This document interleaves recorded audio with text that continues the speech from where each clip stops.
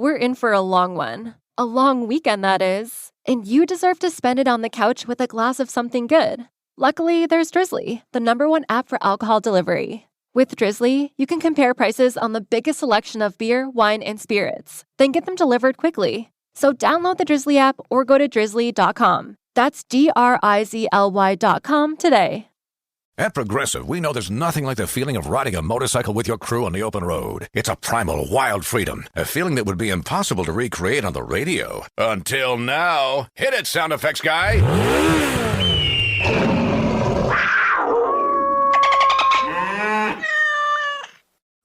No. We really lost our stride at the end there. Get 24/7 roadside assistance with Progressive, America's #1 motorcycle insurer. Progressive Casualty Insurance Company and Affiliates. Roadside assistance subject to policy terms and limits and may require comprehensive coverage. Hey, it's Mistress Carrie, reporting for duty from MCHQ for episode 133 of the Mistress Carrie podcast.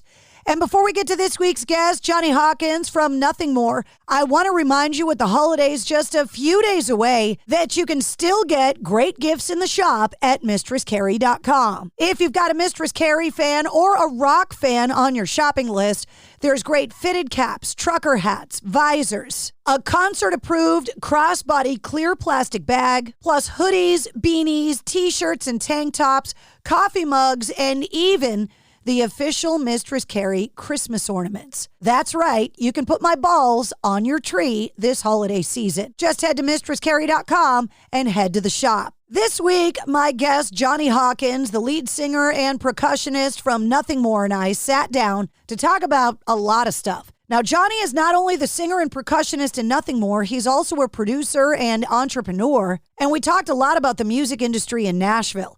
We also talked about his plans for the holidays and the traveling that he's done. We also talked serious talk about caffeine, the band's upcoming performance on Shiprocked, and we talked about the isolation during COVID and how that manifested on the band's new album, Spirits. We also talked about the difference between releasing full bodies of work as full albums versus releasing singles, the pressures of social media, him trying to learn Nothing More songs on piano and unnecessary guitar solos. We talked about the future of rock, and we also talked about the Spirit personality test that the band put out when the record came out. We talked about being on the soundtrack for the film The Retaliators this year and working with producer and raw lead singer Sahaj Tiketin. And that's just the start. I've been a huge Nothing More fan since the band broke, and Jonny is one of the nicest guys to interview, and he's got a lot of opinions, and I loved having him on the show and can't wait to have him back. So allow me to introduce you to Jonny Hawkins from Nothing More.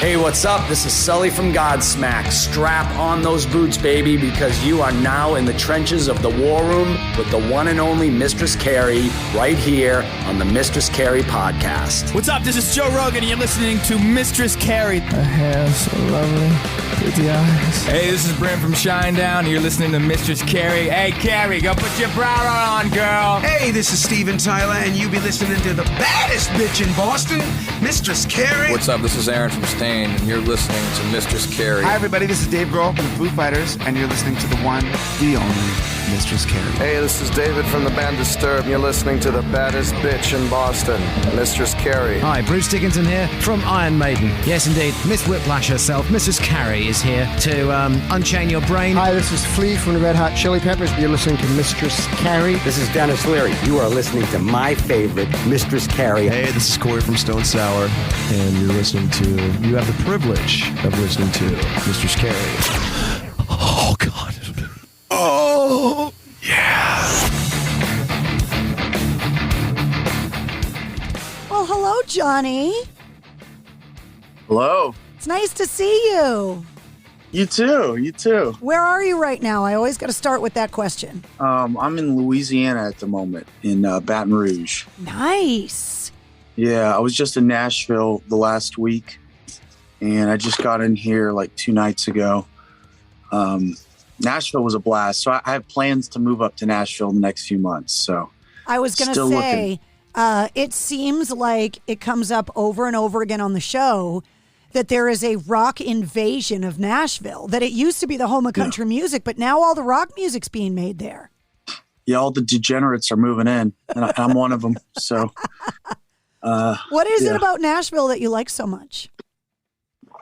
To be honest with you, I wasn't that interested or intrigued by Nashville for many years. Like you said, it just seemed like a country place. It was always nice, but I think over time, I mean, if enough people that are doing what you're doing, there's co-writers and producers and other artists that we work with.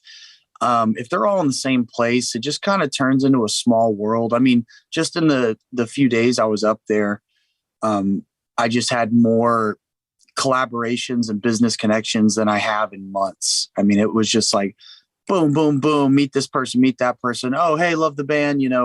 We should do something together. So there's kind of that aspect, but there's also the centrality of it as far as like when you start tours, all the bus companies are there, trailer companies, stuff like that. There's also the state taxes are great. So, the government's a little easier when it comes to taxes and stuff like divorce laws are better. Is something on the horizon, Johnny? Like, oh no. But you got to think about that stuff. A lot of people will get married in these states where you get raped, by, in a very unfair way if things go south. But it's, I think they call like an equitable share state or something where it's really just based on what you created and what you did versus just, I'm just going to take all this money on one side or the other. But don't play this interview for your significant other, because this could cause problems if you're already thinking about this. She knows I'm I'm very blunt and straightforward with this stuff. A lot of people, I'm not very romantic when it comes to this stuff. Let's just say that. But she's cool. She's one of a kind when it comes to conversations like that. But I think also I don't know, like it feels like a big small town. Like I can drive from one side of the city to the other in like 15 minutes. Like that's pretty unheard of for a city that's growing at the rate that it is. But I don't know. It's just nice too. It's like it's either there or LA or New York, as far as being in like a music hub. And that one feels like more livable to me. But I'm also from San Antonio, Texas, so kind of used to a little more space, a little more, kind of family living, if you will. Like there's a little more access to that, and it's a little easier. I had never spent any time in Nashville until recently. I went there for this big like rock podcast convention. And the vibe of being in a place that's just completely built on the foundation of music for people like us just felt so good. Yeah. It is pretty cool that it has such a history, even though most of it's in the genre that I don't listen to, which is country. But I do listen to some country, but I was surprised too, like how industrial it was. Like there was just so many industrial, like old buildings that they were converting and turning into stuff. But I love when people take like historical or industrial buildings and turn them into something else. Like I love keeping the old stuff and renovating it. Like I just hate when they just get rid of all the stuff and then everything feels like these little, postage stamp things or like strip malls as far as the eye can see. It's just like, ugh, Is that why you like coming to visit us in Boston so much? Yeah, actually, that's a big reason I love Boston. There's not many. I guess there's a few cities in the U.S. that have like that history and kind of keep some of the old buildings. But the only thing I remember in Boston, I just remember the roads being like really small because there was so much it's so much older. So it was like difficult to drive around in our bus, especially when it snows, because that makes the roads even more narrow. Yeah, but Boston's beautiful, especially like I guess when it's not freezing cold. I was going to say Boston, for the guy from San Antonio, Boston's beautiful when it's not cold. Yeah, when it's not cold, I'll come visit. It happens more often than not that I end up having coffee with the people I talk to on the show. So cheers. How are you taking your coffee? Cheers. I didn't even have time to put it in my one of my fancy mugs or anything, but Kristen just got this. She was out running errands. And how do you take your coffee? Are you a bougie coffee guy? I'm not a bougie coffee guy, but I have an espresso machine that's kind of my drug of choice. Every morning, I don't think it even does anything for me anymore. I think it's really placebo effect at this point. Like my body just processes it like a nutrient. I just drink like 3 a day. I'm like that too. I'm just, especially working in my own studio most of the time, it's like you just have this immediate access to an unlimited supply of coffee. So you take advantage of it.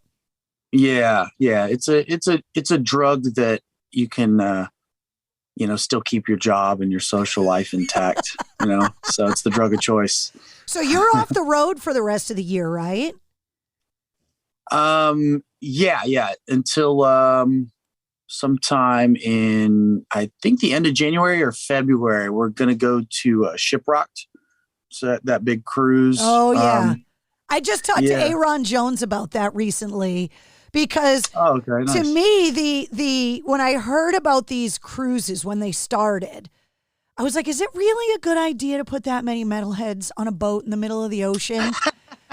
But with alcohol, yeah. Right? But everybody I talk to that's done them says they're an absolute blast. Yeah, it is. There's not, there's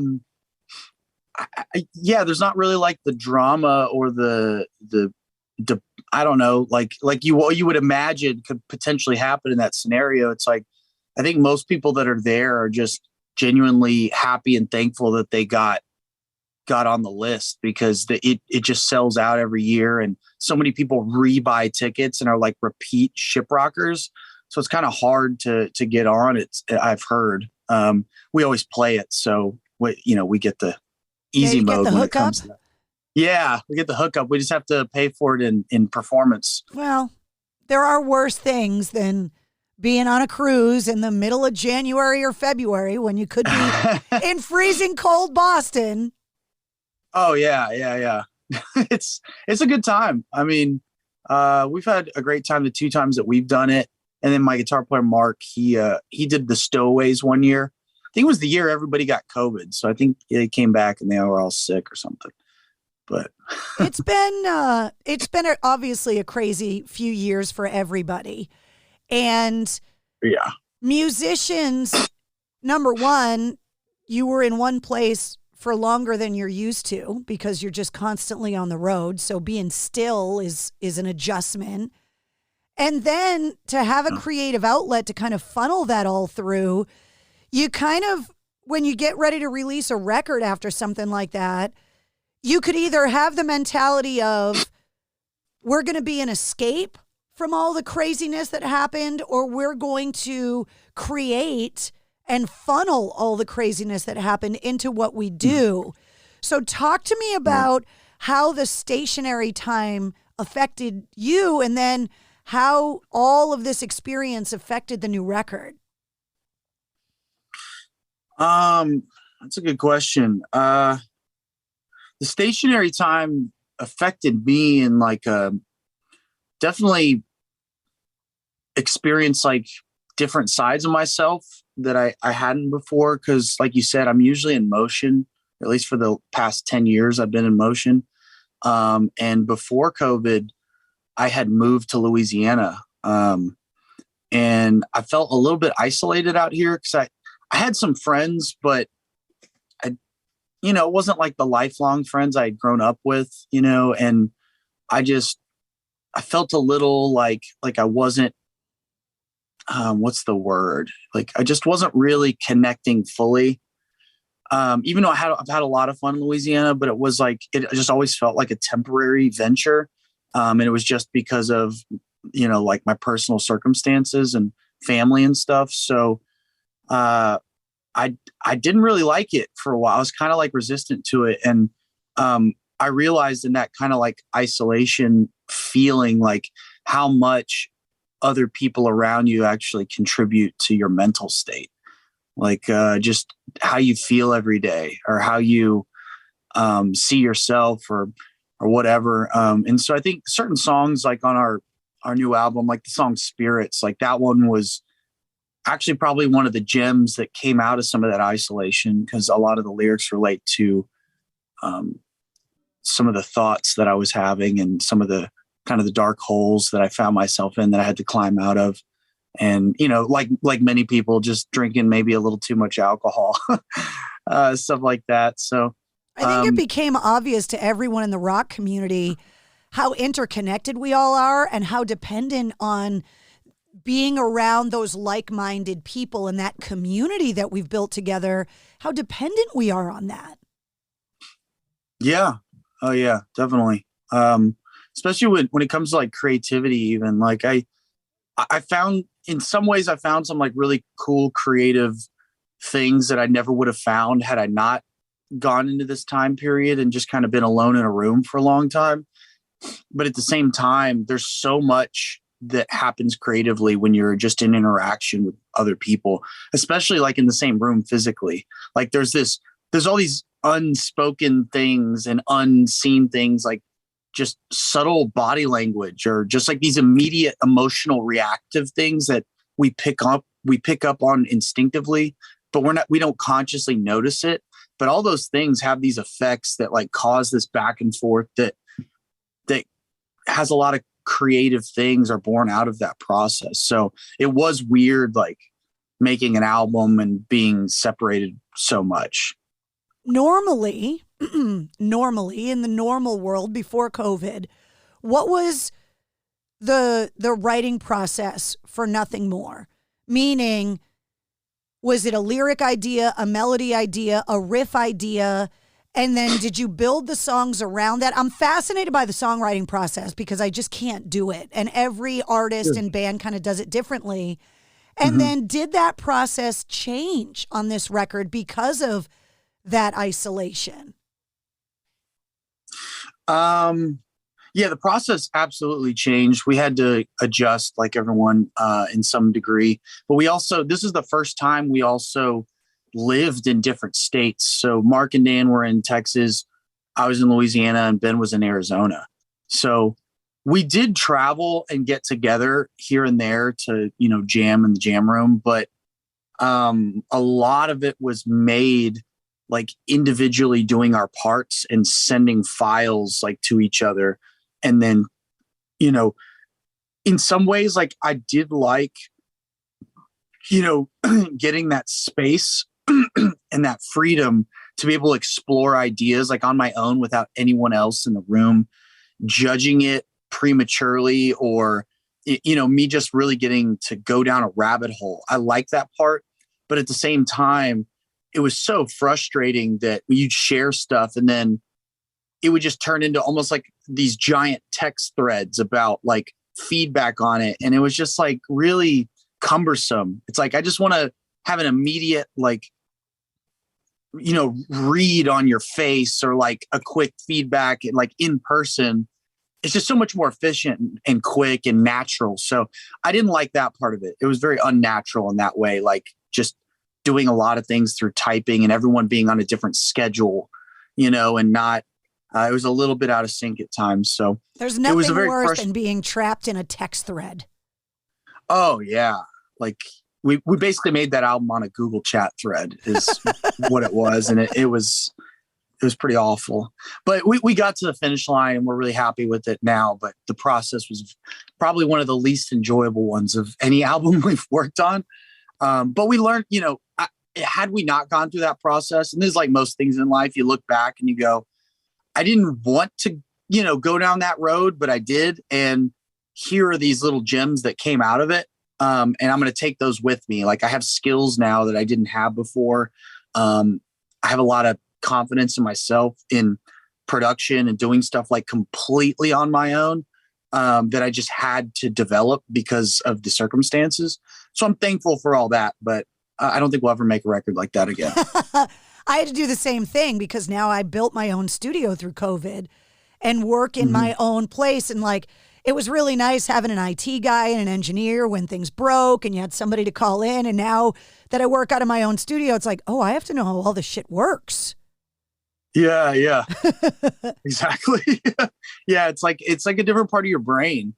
That was a tricky thing too. When I was working on this, there's like the technical side, which is kind of like your left brain, and there's a creative side, which is kind of like the right brain as they describe it. And I felt like I was dipping into both a little too much, where at times it was a strong exercise, just like learning the drums or something, where you have to have that independence between your limbs.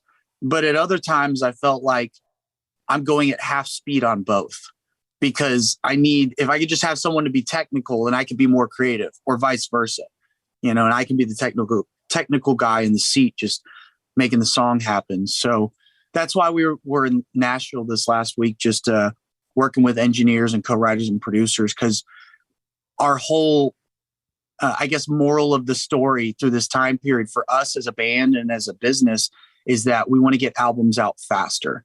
We went on such a deep dive, and I'm glad we did, but we're like, you know what? The fans want the music faster, and we need to get it out faster just as a business, like, so we can keep things moving. Like, we had to rebuild so much momentum after this time period that it's been way more difficult than I thought it would be. I thought we'd kind of pick up where we left off, but there was a lot of momentum that was lost. And now that we've felt that, I don't want to feel that again. So we're changing things up. We're getting better. We're getting stronger. I think this next album is going to be even like smoke anything we've ever done. Like, even the demos are already like sounding amazing. So I'm really excited. Talk to me about your mindset when it comes to the way the industry is changing, because big artists in rock, guys like Godsmack, Disturbed, and Slipknot, have talked about shifting from the album release kind of model to being able to kind of do what you're talking about, which is release music faster by releasing EPs and singles, as opposed to waiting around to have a full body of work completed. Are you guys thinking that way too? Yeah, in some ways, because we used to like to really put albums out as a whole body of work. But now that we're 4 albums in, I guess 3 albums on a label, but we had, The Few Not Fleeting before that. We have enough of a body of work that I feel like we're cool to start doing that. We were pretty resistant to that idea for a while because we're such an album band. Like, when you listen to our album from start to finish, it's kind of an experience. It just gives you a different impression than just showing somebody one of our songs. So we always wanted to present it in that way. So now, though, I think because we have that body of work behind us, people can always access it. So I think we'll probably release a single before we release the next album, like 1 or 2 even, just to see how they do. I mean, we saw even like Falling in Reverse as an example, just on the business side. I think they released, a single, no album, and then they released a follow-up, and it just had so much success for them and for Ronnie. And so it was kind of like a little lesson learned. I was like, okay, so that can do a lot of good for you and really get people excited without having to even release a whole album yet. So we're going to explore that this next one. So are you always working on song ideas? Because I've talked to different artists, like Zach Wilde, for example, told me something that blew my mind. He said that he writes when he needs to write, and he sits down, takes the idea, and doesn't get up or work on anything else until that idea is done. And then there's artists that I've talked to that like sing riffs into phones, or will wake up in the middle of the night with a journal with a song idea or a lyric. And they kind of have this vault that they can dip into for creative springboards. Yeah. How does it work for you? Yeah, I'm more like the latter. I do a lot of voice memos and ideas to myself. Now, sometimes if I have the time and I'm really feeling something, I will complete like an idea enough to where it's like, okay, this is a complete thought. There's a verse idea, there's a chorus idea, and then maybe there's a bridge. But those are usually the most important building blocks of a song. If you have a verse and a chorus, you can pretty much, like, you can judge whether it's a good idea or not. And then you can build from there, a bridge and an intro and post-chorus or whatever. But I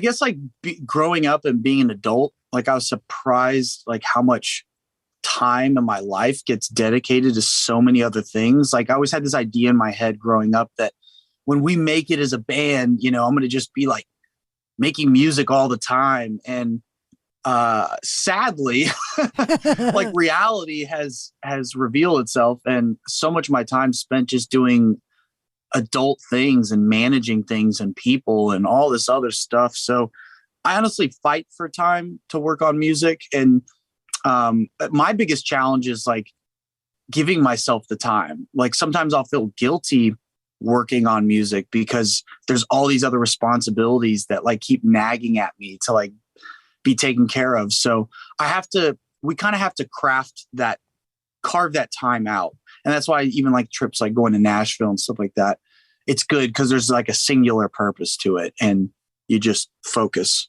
get it done. Well, it's a lot different too than when you were growing up because you've got all of these kind of digital responsibilities and there's generating all that content and there's just all of these other things that have kind of been born out of the digital revolution that are responsibilities of bands now. Yeah. I mean, I've been very, I would say kind of resistant to it just because, and it's only to my own detriment in the sense that like the labels are always pushing you to kind of be a content creator.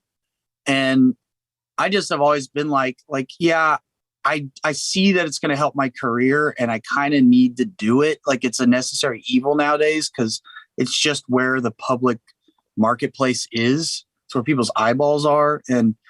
But at times, like I was resistant because I just don't enjoy it. Like I just don't want to be a content creator. That's kind of, well, you are, your content's your music. Right. Like I don't mind. I love making music and music videos and like the stuff I'm into. But when it comes to like stupid little videos that just kind of don't mean anything, like, like these people that are super famous on TikTok for like complete bullshit. Like, I'm just like, that's what they do all day. I'm like, that just seems so vapid to me. And like, I just don't care about it enough, to be interested. So I've worked at it very hard to like figure out, okay, well, how can I do this in a way that still connects to what I like? And so what I've started doing recently is I was like, you know what? I've always wanted to get better at piano.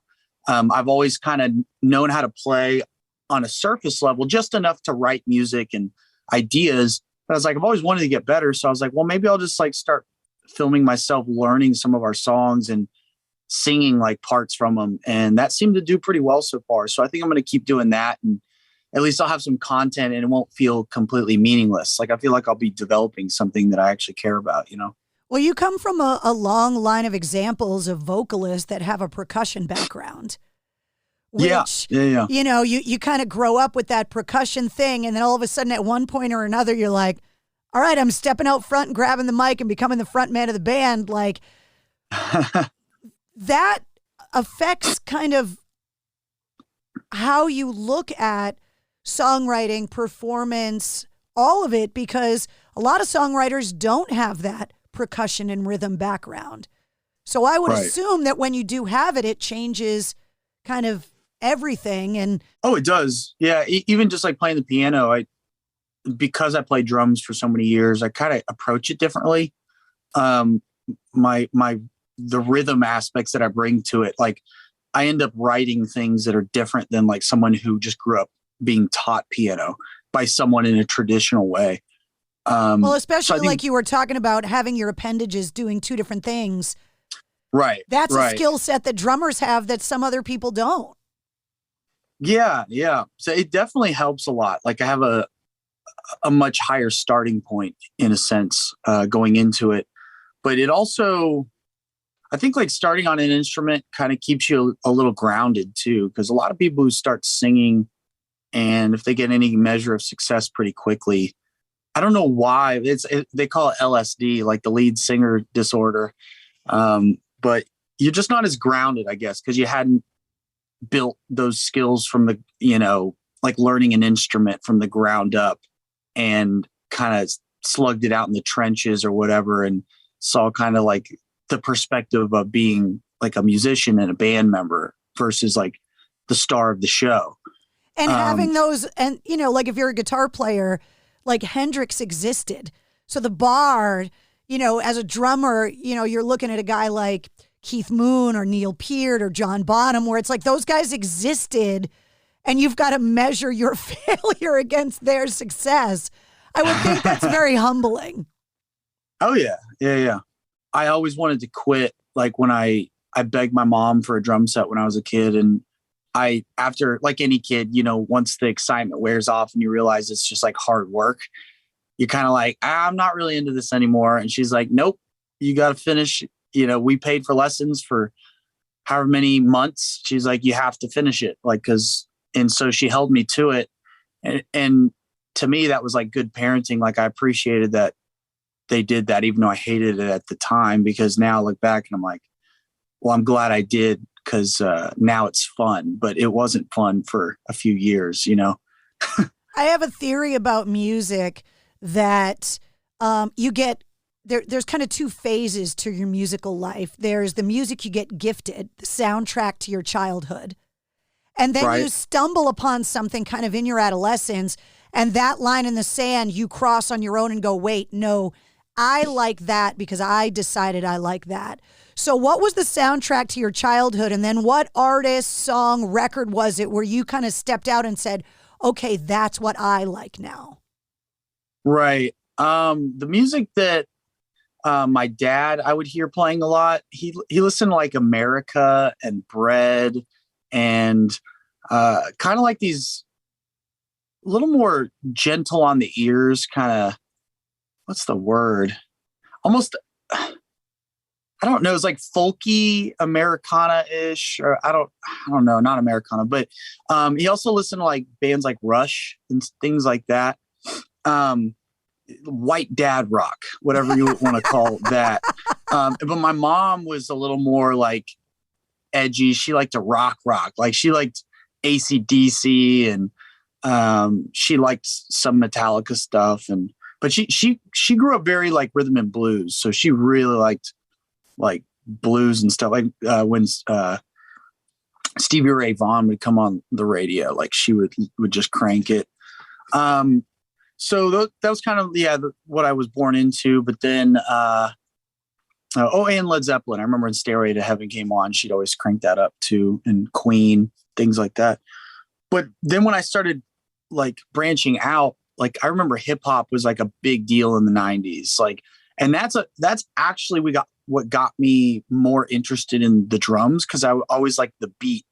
I was like, there was something simple about it that I really like connected with primally. And then, so I started reaching out. And of course, the only bands I had access to when I was really young were like Christian rock bands, because my parents were pretty like sheltering in a sense. So I like started listening to DC Talk and like all these like underground Christian rap artists, which is hilarious. And then, but then I started getting into grunge and stuff like that. And I started listening to this band Grandma Train. And of course, Nirvana was like blowing up around then. And Smashing Pumpkins, like my buddy smuggled me a tape that he recorded from, the radio when they'd play something and you're like, oh, got to hit record. And I just remember Bullet on Butterfly Wings from Smashing Pumpkins. That was like the first moment I heard something like outside of my little bubble that I was in, that I was like, whoa, what is this? Like, this is intense feeling. And then from there, I got a little older. And the next like mind-blowing experience that I remember was I was at like a slumber party, kind of like sleepover birthday, where we were just playing video games all night. And all the kids had left the room and I was still in there playing some game. And then I saw like a CD player, like with the little headphones, and it was just spinning. And I was like, I wonder what that is. And I put it on, and it was Tool, Anima, that album. And I just remember being like, I was literally frightened. Like it actually scared me, because I don't know, it was so dark and like something I'd never heard before. That'll change your DNA the first time you hear it. Yeah. It was like palpable. Like something about it was just, and I just like threw the headphones off. I'll never forget. It was that impactful. But then I was like kind of intrigued by it. I was curious. I was like, what was that? And from then on, like, that was like, I went down a whole nother path. There have been so many phases of rock music, and there have been, people that have been saying for decades, oh, rock is dead or whatever. And recently I talked to David Draymond from Disturbed, and we were having this discussion. And I said, well, remarkably, he and I have known each other for a couple decades now since the band started. And I said, well, what's your opinion on the future of rock music, and is rock in fact dead? And David Draymond said he believes that any genre of music is only as good as the newer artists that are coming up in the next generation. And he named you and Nothing More one of the bands that made him feel confident that rock was solid moving forward, because Nothing More has kind of grabbed that flag and one of the bands that's charging forward. And I thought it was really nice that, David Draymond from Disturbed was talking about Nothing More that way. Yeah, no, that's a huge thing to hear. That's really awesome. That made me feel really awesome, really good to hear that. Because Disturbed was one of those bands that I had that moment that I kind of like I described with Tool, where my buddy showed me Down with the Sickness, and I'm like, what the hell is going on? But it was like the best kind of like shock. I was like, who is this? And my buddy like learned all of their stuff on guitar.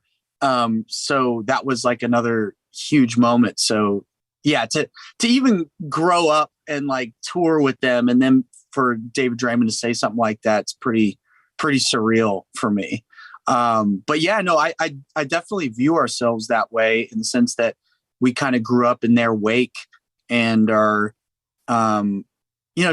just carrying like, there's a spirit in rock and metal that I just don't get anywhere else. And while I listen to all genres of music, there's something that's just like, there's an undying like spirit and a feeling of like freedom and rebellion and like angst and like all these things that are, I was concerned for a little while, because like it seemed like all the rock bands were like chasing pop.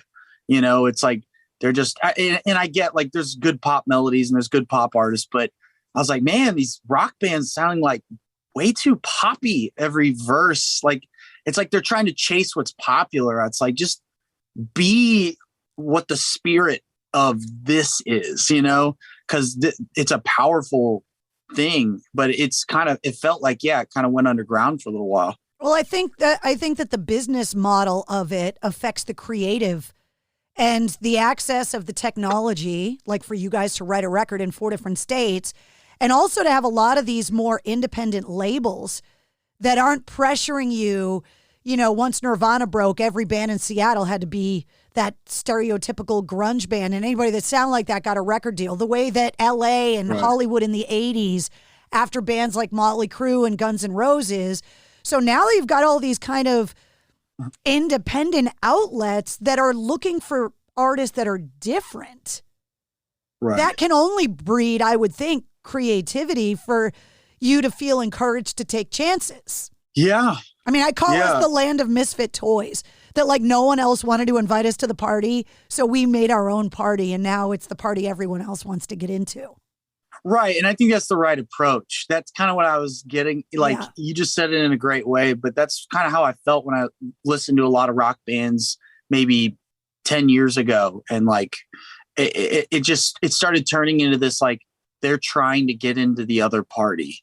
And I'm like, dude, fuck that party. Like, that party's stupid. You're going to get in and find out it sucks. Yeah. Like, make something else cool, and then like have other people, build it and they will come kind of a mentality. And that's kind of what we're chasing constantly. How do we, as a band, make something that's different? Like when all these bands, the band Periphery, we toured with them for a little while, but when they broke, they had this sound that all these bands started chasing, kind of started the genty metal thing, even though Meshuggah was kind of like the grandfather of that in Sixth. But then every band started sounding like that. And it's like, okay, that's badass. But like, if we chase that, we know we're like amongst like thousands of other bands trying to sound just like that. So like, how do we just continually try to build our own thing, and people will come over time? So anyway, that's kind of our philosophy. One of the things I talk to artists about and songwriters about is the craft of songwriting, and obviously the songs that have come before. Because when you're trying to chart your own path, you have to do it knowing all of the riffs and songs and bands that have come before to try and be different. And so if you can think of an example, and this is a craft question, give me an example of a song that you think is perfectly crafted, a song you wish you wrote because all of the elements of it are perfect. But then you got to tell me why. And it can be any artist, any genre, that doesn't matter. But a song that you just go, the art of songwriting, that is an example that's perfect. Oh, that's a big one. Let me think. To me, it's so intimidating to try and write a song with all the songs that have come before you. Yeah, one that's always stood out to me, and maybe it's going to sound cliche, but Stairway to Heaven. I mean, it just has like the element of the melody is super compelling, like all the melodies throughout it. And it's soft and beautiful to rocking and energetic. And it has a guitar solo that's meaningful. Like there's so many guitar solos that I hate because I'm just like, why did you even, nobody wants to hear you noodle, guitar player, like shut up. Like it's just so many guitar players just play to play. And it's like, okay, we get it. You can play, but like, what's the like path you're taking me down? Like make me follow it. And it has, so it's like, that feels good. Everything still has like a unique character. It doesn't, I don't know. It's just like one of those magical songs that has it has the X factor that I think like because there's a lot of songs that on paper, yeah, they have all the right things, but there isn't that X factor. It's almost like too perfect. And it just sounds like a manufactured product. It could be this other song too. It's just kind of interchangeable. So yeah, I would pick that one. I mean, that's in the Everest, that's Mount Rushmore of rock songs for a reason, right? Because it's that good, right? Yeah. When you released Spirits in October, obviously the ties to Halloween, which I know you're an October baby. I'm an October baby. Halloween's my jam. Yeah.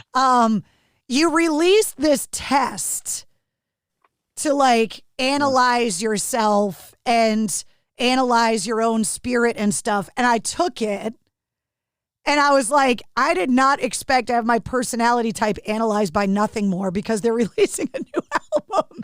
And it was fucking dead on, I will tell you. Oh, awesome. Which type did you end up being? Hold on. I brought it up because I want to be able to read it.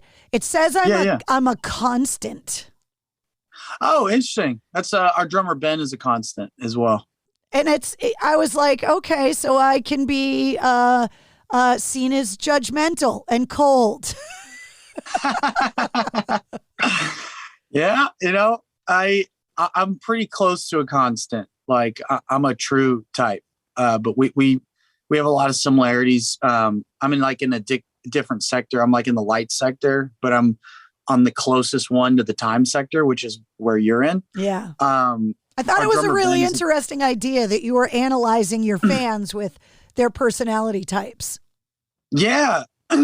Yeah. I thought that it was kind of a pet project I had, just like kind of a personal thing that I was doing on the side for years, this kind of psychometrics test that I was using to kind of evaluate myself and some big decisions that I had coming up in my life and like forks in the road. So when I started coming up with the Spirits concept with the artwork with Michael Ulrich with some of this gothic art, I was like, you know what? I bet I could marry these two ideas. So that sparked this whole psychometrics test and kind of the cryptic nature of the art. Like all the art has meaning behind it too. Like, whether you see the character that you have, like their feet are on the ground or if they're lifted, that's, for example, just showing you how grounded that personality type is.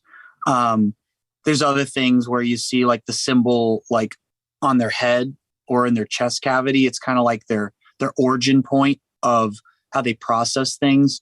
Cause like if you're a constant, you're on the head side of the chart. So like on the left side of the chart, there's heart. On the right side of the chart, there's head. And on the very top, there's a sight, and on the very bottom, there's sound. And so between those, there's kind of this plotting. So if you're on the head side of the chart, which you're in the time quadrant, you typically tend to process things cerebrally first, and then you allow yourself to feel an emotion about it or feel a certain way. And not always, but it's just kind of a general thing. Yeah, I'm very rational, very logistical, very methodical in my planning. Right. And yeah. Yep. Yeah. And so that's just one, aspect that just as an example of like how this thing plots out. But there's a lot of different subcomponents and personality things that I riffed off of from the Myers-Briggs test and the big 5 traits. And I even took elements from the Zodiac, like, even though that's like a little more woo-woo, but it's like, I tried to find this middle ground between the two, because a lot of times the real analytical tests are very precise, but they kind of lack some of the spiritual kind of mystical, like a little more vague and blurry aspects. When you like, I'll give you an example. Like, when you look through a microscope, you go through this blur and then you go clear and then you go blur and then you go clear. And I think that life in the same way is kind of like that. There's like these blurry, like spots, and then there's these clear, like levels, and then a blurry level and a clear level. And so they both have like a purpose and a value in the sense that, like, when you get more woo-woo and spiritual, there's like this blurry aspect to it, but it speaks to something different in reality than like the very precise analytical side. So this test was an attempt to kind of give value to both points of view and combine them. I thought it was very interesting. When you worked on this record, especially obviously your vocals, you worked with somebody that I've known for a very, very, very long time, Sahaj Tickerton from Ra, obviously. Oh, yeah, yeah. And, when it comes to vocal coaching and producing, talk to me about what it was like to work with him, just because I've known him for so long, that the fact that he's branched out and has really started to help create this next generation of rock music, it doesn't surprise me that he's doing that. Yeah, no, that was dope. He was just very, very talented when it came to melody and harmony, and even like his music theory was very high quality. So we could get to solutions really quickly. Like, I would be working on a vocal part and he'd be like, why don't you hit the 4th and then go to the 5th and like this, and then he would just sing it and he just knew exactly how it was going to harmonize. I'm like, whereas I'm a little less music theory and a little bit more by feel. I'll kind of just feel it out and kind of go, oh, I like this, and I'll go to something. So he was really awesome when it came to like recording vocals, because he's such a powerhouse vocalist himself, and I always enjoyed his melodies and writing. And he was kind of like one of those what's the word, kind of like I don't know what the phrase is, but we're like a hidden gem, where he had a measure of success with Raw, but I don't think like they hit that level where everyone knew who they were, or him. So I felt like very honored to be able to work with someone that talented, and we had a great time too. His sense of humor is very compatible with mine. We just give each other shit all the time. Like, we have really dark humor. Like, if you heard some of the stuff we'd be saying in the studio, like, we'd both be canceled like 1,000 times over. Well, I think that's why I think that's why the band broke out of here, is that the people in my region of the country in New England are very like that. Yeah. I like that, though. Ball busting, in your face. Yeah. Like, when we're making fun of you, we love you. Like, that's how we show you that you're kind of in, right. Yeah. I love that. Yeah, so we had a good time. We did. Well, before I let you go, obviously it's the holiday season, and everybody kind of has their own holiday traditions that they look forward to, or New Year's resolutions. But as you're looking at the end of the year and kind of what you've accomplished, what the band has accomplished this year, how are you going to kind of mark the season and the end of the year? And then what are the goals for next now that the world is kind of opened back up again? I don't know. Like our main goal, like in the future, is just rebuilding all the momentum that we lost, and on top of that momentum, really reaching a new height in our career. Like we have so many skills that we didn't have before. We have so much understanding that we didn't have before. So I'm just looking to employ it all and leverage it into like some of the best music we've ever made and some of the best live shows we've ever done. So you guys were on a movie soundtrack this year. I talked to everybody around the Retaliators when the movie came out. Yeah. Like that's something that came out this year. There's a lot of stuff that happened with you guys this year. Yeah. It's a few good things started happening. Like I said, it was kind of a slow start. Yeah. But now things are starting to like pick up, and especially being in Nashville. Like I went to the Jelly Roll show. Oh.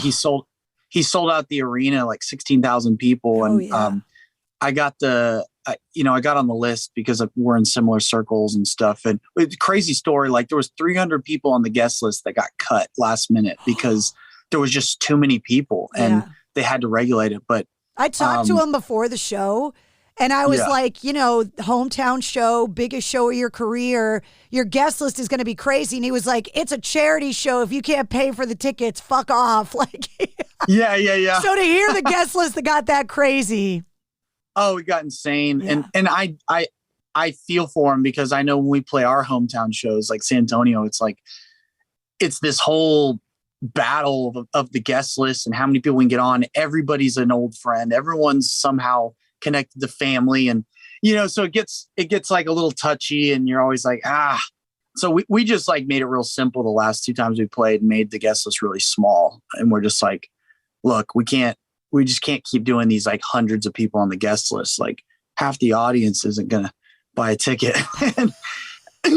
And we got to pay the promoter too, Yeah. So, but I went backstage there, and it was just very inspiring. It felt like, I don't know, it felt like old school, like rock and roll, like in the 80s, like when shit was crazy and wild and awesome. Like felt like that again. Like it was a really awesome event. Like people were really coming out like dressed up for the event, and like just met a ton of people in the industry and other musicians who were there. Like Brent from Shinedown and Zach from Shinedown were performed with him on stage. And anyway, just to say all that, to like see someone who's, someone in our genre making those kind of leaps, it's pretty exciting. He's definitely one of the biggest breakout artists of the year, I think.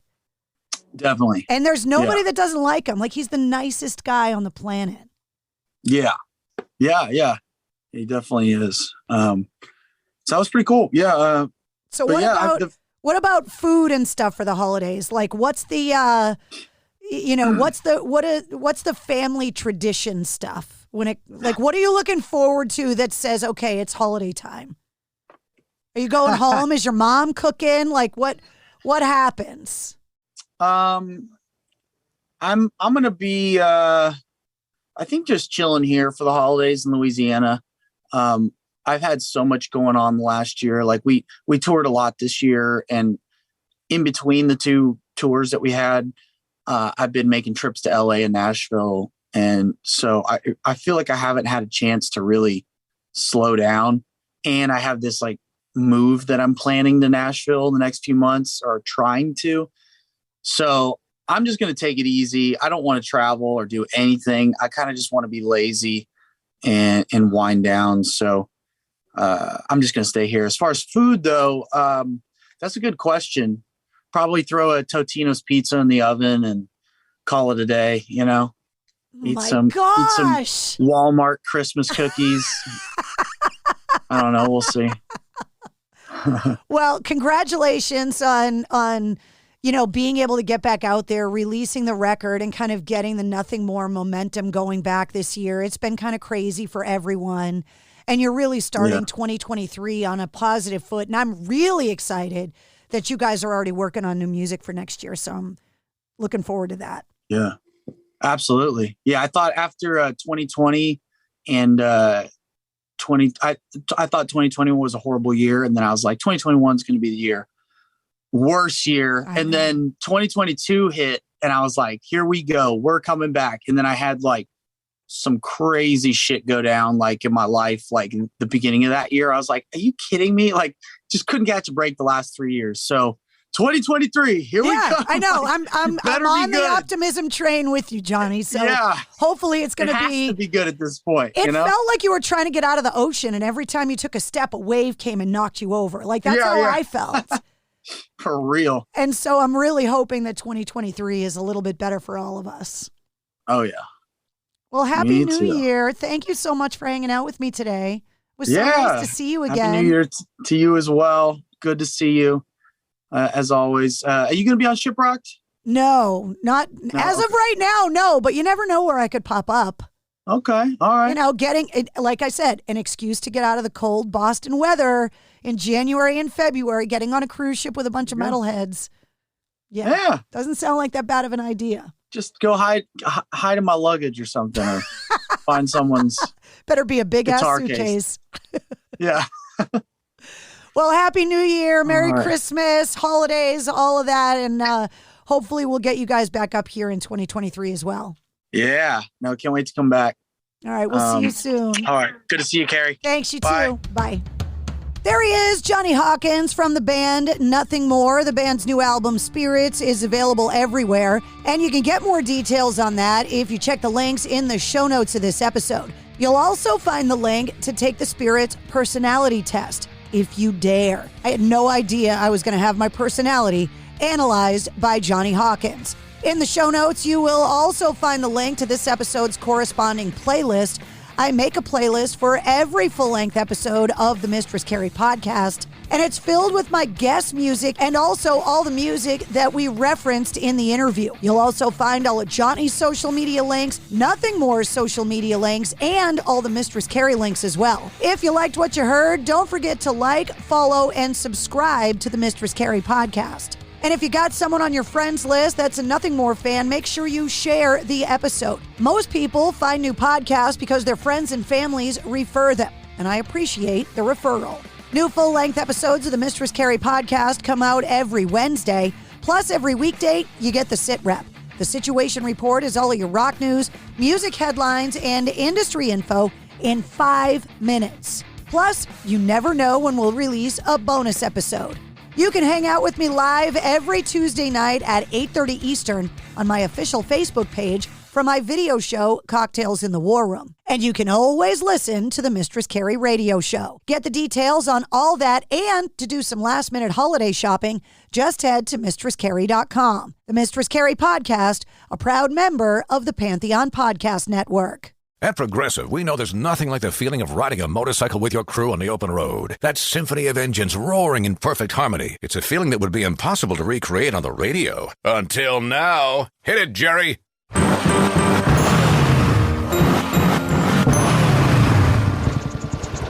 Oh, my word. Really, really terrible. Was that a glockenspiel, Jerry? Quote with Progressive and see if you could save with America's #1 motorcycle insurer. Progressive Casualty Insurance Company and Affiliates. No, Jerry. It's over. Did you know Nissan EVs have traveled 8 billion miles? Just a quick trip to Pluto and back. And what did we learn along the way? Well, that an EV can take on the world, like the Nissan Leaf. It can move racing forward and take your breath away, like the all-new Nissan Ariya. We learned to make EVs that electrify.